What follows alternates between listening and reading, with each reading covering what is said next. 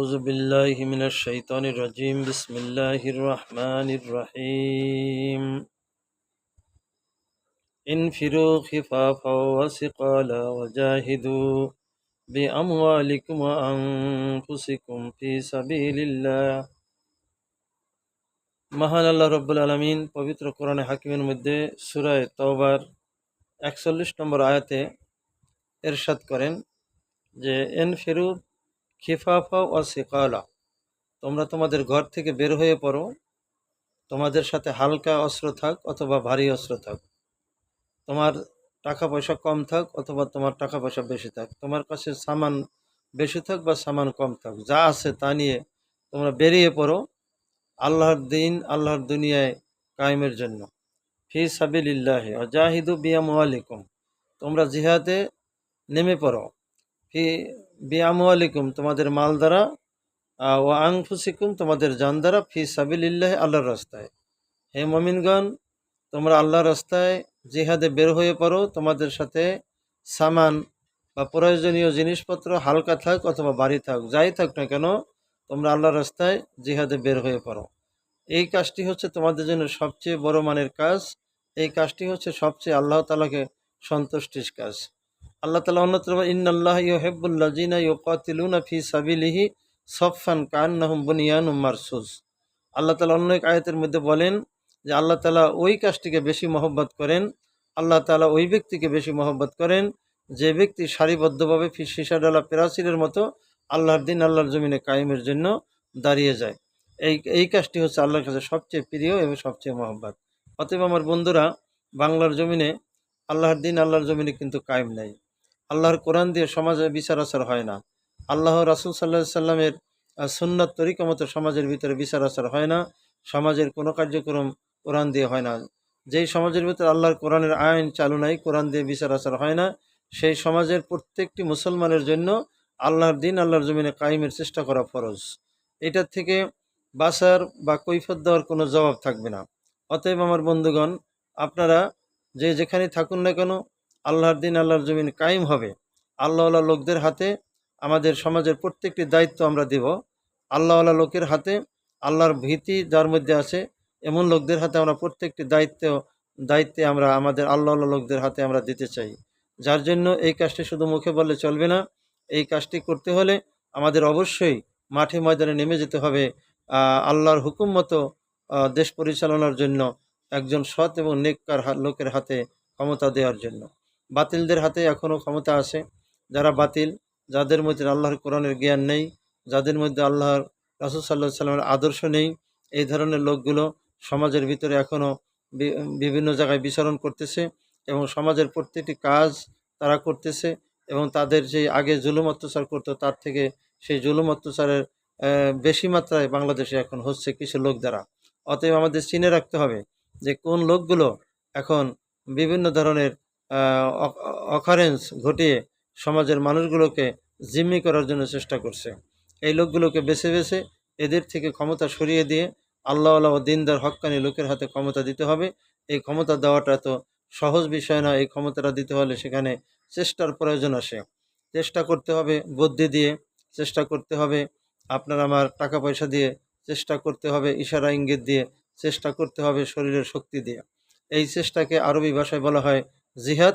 আল্লাহ পাক কোরআনে হাকিমের মধ্যে বহু জায়গায় নামাজের কথা বলেছেন, ওয়াকিমুস সালাহ 82 জায়গায়, কিন্তু 100-র থেকে অনেক বেশি জায়গায় আল্লাহ তাআলা তার দিন কায়েমের জন্য আল্লাহ তাআলা বলছেন অতুজাহিদুনা ফি সাবিলিল্লাহ, তোমরা জিহাদ চালাও মহান আল্লাহ রাব্বুল আলামিনের রাস্তায়। ফি সাবিলিল্লাহ, আল্লাহর রাস্তায়।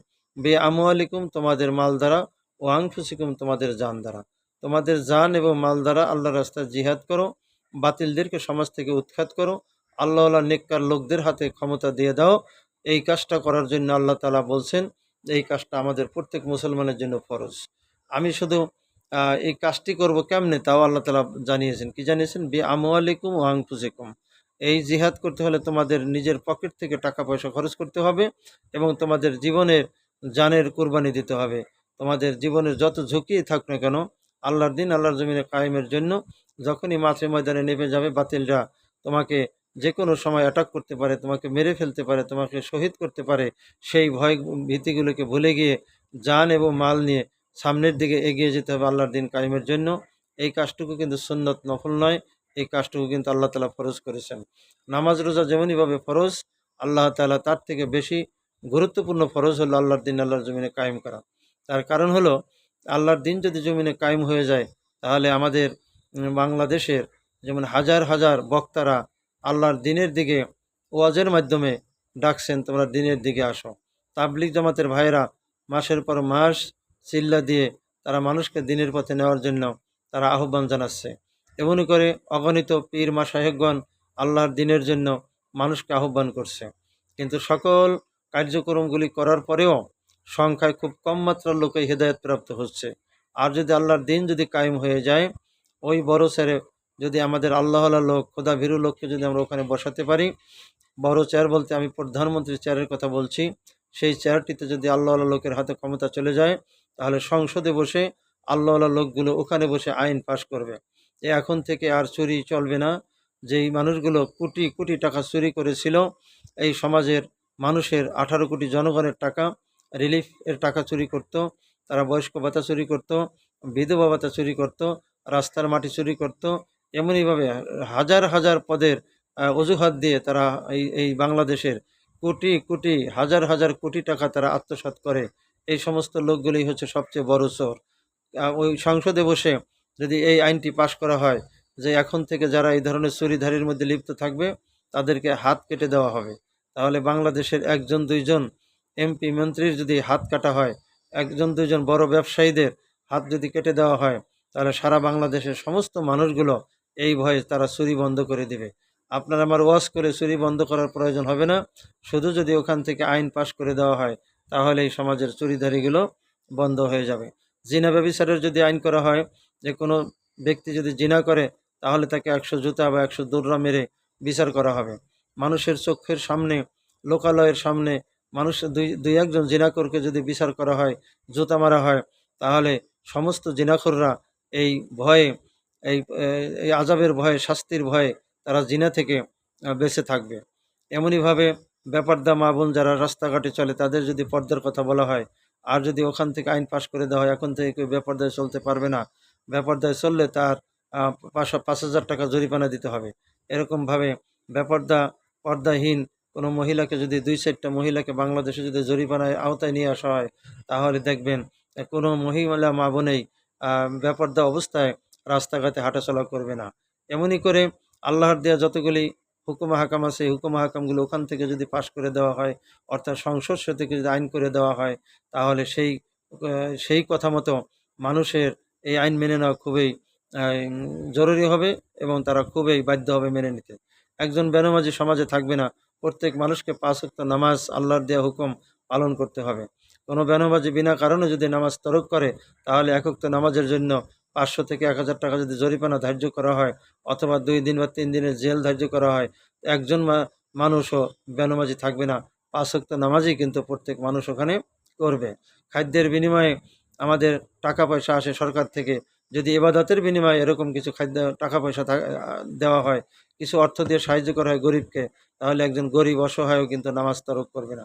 এভাবে একটা মানুষ যদি ওখান থেকে ওয়াজ করে, প্রধানমন্ত্রী বা রাষ্ট্রপতি যদি ওখান থেকে ওয়াজ করে, 18 কোটি জনগণ সেই ওয়াজ শুনে ভালো পথে আসা অত্যন্ত সহজ হয়ে যাবে।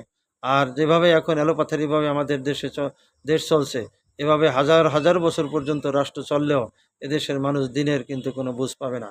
অতএব দিনের বুঝ পেতে হলে, হেদায়েতের রাস্তায় মানুষকে চালাতে হলে, দিন কায়েম করা নামাজ রোজার থেকেও বড় ফরজ হিসাবে আমরা মনে করি। তার কারণ হলো, নামাজ ফরজ, আর রোজা ফরজ, হজ ফরজ, জাকাত ফরজ, এগুলো কিন্তু এখন ফরজের কাতারে নাই।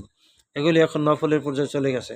যার জন্য আমার বন্ধুরা, আসুন আল্লাহর দিন আল্লাহর জমিনে কায়েম করার জন্য আমরা ঐক্যবদ্ধভাবে আমরা একজোট হয়ে যাই। আমরা মুসলমান একজোট হয়ে যাই। শুধু মুসলমান নয়, হাজার হাজার হিন্দু সম্প্রদায়ও এখনও বাংলাদেশে আল্লাহর কোরআনের আইন চায়। এটা আমরা বিভিন্ন ইয়ের মাধ্যমে, যোগাযোগ মাধ্যমে আমরা দেখতে পাচ্ছি। অতএব একজন হিন্দু হয়ে তারা যদি আল্লাহর হুকুম সমাজের রাষ্ট্রে কায়েমের জন্য স্লোগান দিতে পারে, তারা যদি ইসলামী দলে যোগদান করতে পারে, আপনি আমি একজন মুসলমান হয়ে কেন ইসলামী দলে যোগদান করতে পারবো না? তার কারণ একটাই, যে আপনার আমার ইমান এখনও মজবুত হয়নি, আপনার আমার ইমান এখনও অমুসলিমদের সমানও হয়নি। যার জন্য আমরা এখনও আল্লাহর কোরআনের পক্ষে আসতে পারিনি, আল্লাহর কোরআনের বিরোধিতা করছি। অতএব বন্ধুরা, আসুন আমরা সবাই মিলে আল্লাহর কোরআনের পক্ষ অবলম্বন করি, আল্লাহর কোরআন দিয়ে সমাজ রাষ্ট্র গঠন করার জন্য চেষ্টা করি।